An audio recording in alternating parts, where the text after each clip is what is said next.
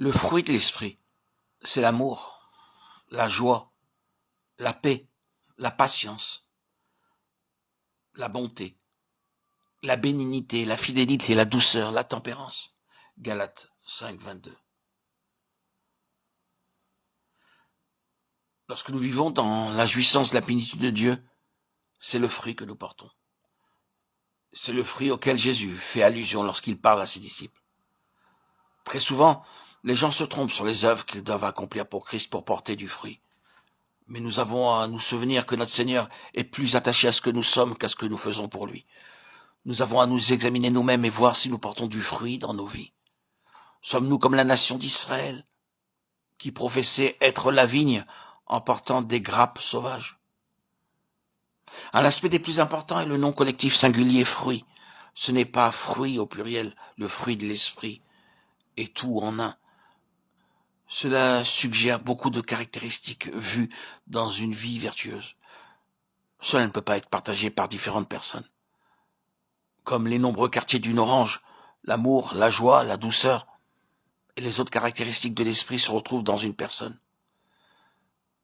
Des dons spirituels doivent être partagés. Nous n'avons pas tous le même don. L'un a un don d'enseigner, un autre d'évangéliser, un autre le don de guérison, un autre don. Mais lorsqu'il s'agit de porter du fruit, cela ne peut pas être partagé. Tout doit se retrouver dans la même personne. C'est ce que Dieu recherche. Ces 9 caractéristiques de l'esprit peuvent être résumées en un seul mot. L'amour. Elles sont toutes la manifestation de l'amour. La joie n'est rien d'autre que l'amour qui se réjouit. Si l'amour demeure, cela devient la paix. C'est la manifestation de l'amour que le Seigneur cherche en nous.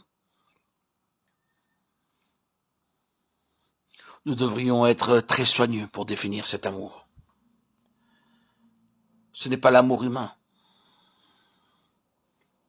C'est l'amour divin qui doit être manifesté dans nos vies, quotidiennement, en permanence. Que ce soit à notre coucher, à notre lever, dans notre propre sommeil, en communion avec l'Esprit de Dieu. Vivre, être en état d'amour. Nous ne pouvons pas le produire nous-mêmes. C'est le fruit de l'Esprit. Lui seul peut produire cela dans nos vies.